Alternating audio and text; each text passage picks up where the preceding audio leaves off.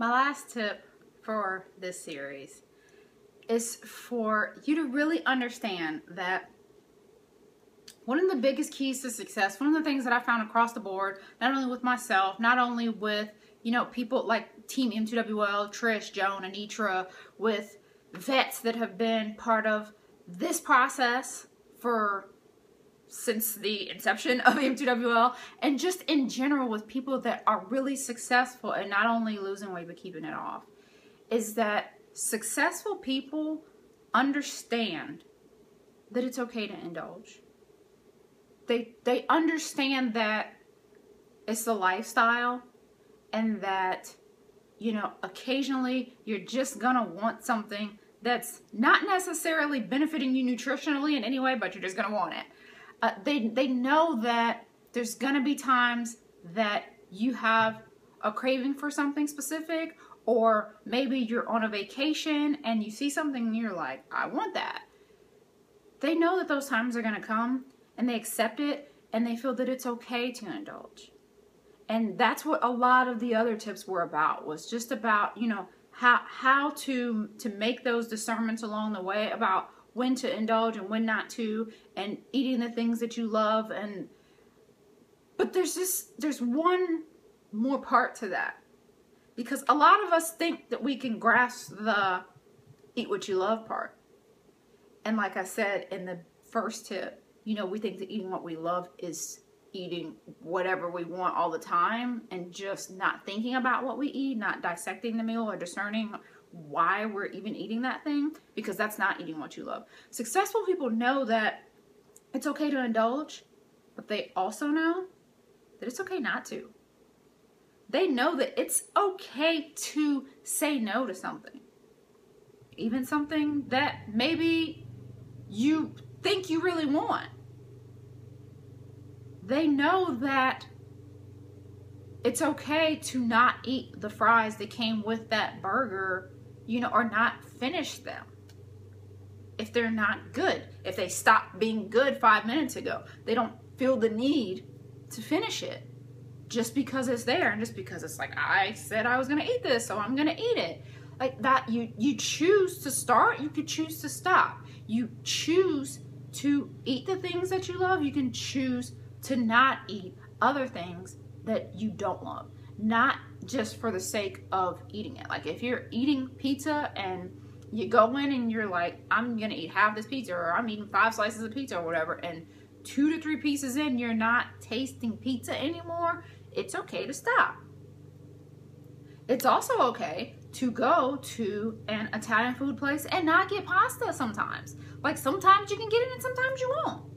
Sometimes I will go to a place that, maybe I usually eat there, like mozzarella sticks or something like that. I'm a big cheese sticks person. So, maybe I go to a place and they have cheese sticks on the menu. Before, I felt like it was my obligation to taste the cheese sticks everywhere I went, or the potato skins or something like that. So there were like certain things that it didn't matter what restaurant I was in, if they had that item on the menu, I wanted it. But after a while, after using the other steps of discerning whether or not, like, was I just getting that because it was habit? Like, I eat cheese sticks, so I should eat cheese sticks here because they have cheese sticks. Or, was it even good? Is there places with better cheese sticks? Which, being the cheese stick connoisseur that I am, I know that there are. So now there are places that I go to and I see mozzarella sticks on the menu, and always my first thought is like, that's check, let's get them. But I don't, because then I think about it like, no, I don't really like their like cheese to crust ratios or whatever it is, because some people have like great cheese sticks, and some people are just like, you're just eating it just because it's a cheese stick. Yeah. So yeah, I have my own little things. You have yours. Whatever those things are, you have to know that it's okay. It's okay to indulge in that thing when you're at a place that you just love it. And it's okay to, when you go to a place that doesn't necessarily have the version of it that you like maybe Ruby Tuesday's garlic cheese bread versus Red Lobster's. They're not the same. I mean, they're like okay and they're edible, but to me it's like, I can eat like 5 Cheddar Bay biscuits, but Ruby Tuesdays, I'm like, you know, they're like, meh. I'll eat them, maybe not, you know. But I know that it's okay too if I want to. But then also, like, if I'm looking at something else on the menu, I'm like, you know what? I'm gonna forgo the cheese bread this time because it's just not the greatest thing to me. So that's a key that I feel like all successful people know, and that, you know, that's across the board, you know, regardless of if they're NWL or not. They just know, you know, some days they will pass up something that used to seem irresistible to them, and sometimes they won't. It's like me with chocolate. Some days I'll eat it, some days I won't.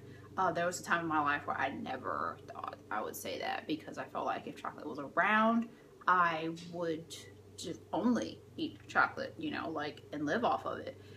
But after allowing myself to have it enough times, I came to that point where it's just like, do I want that?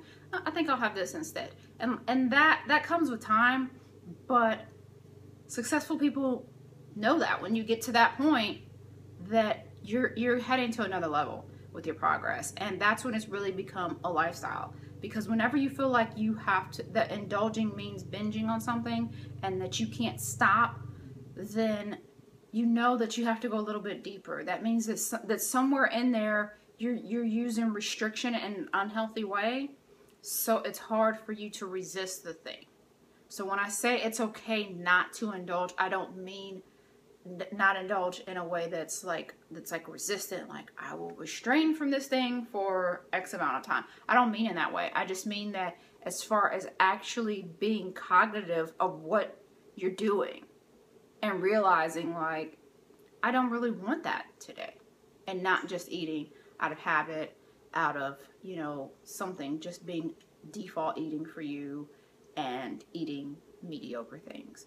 So I hope you guys enjoyed that series. I hope it helps. You know, a lot of people have been asking for tips on intuitive eating. Most of those tips will really, really help you in that area, because it's that being cognitive of everything that really helps me, even when I'm not logging my food, which if you ever look at my diary, you'll see that it's like sporadic. I'll like go through a phase of doing it and then I just like stop. But that's what helps me, that in between those times of logging, that I still pretty much stay on track, because combined with all the other tips that I've given you of how to like kind of visually manage your macros from meal to meal, it's also just really like actually paying attention to the food and how I feel about the specific food. And that's why I can continue on with this lifestyle, and I can eat the things that I love and still lose fat whenever I need to. Hope that helped you guys. Be sure that you subscribe for more tips. If you enjoy tips like these, be sure to hit the subscribe button. If you like it, give me a thumbs up, and we will try to put out new videos every week to keep you guys motivated on your journey.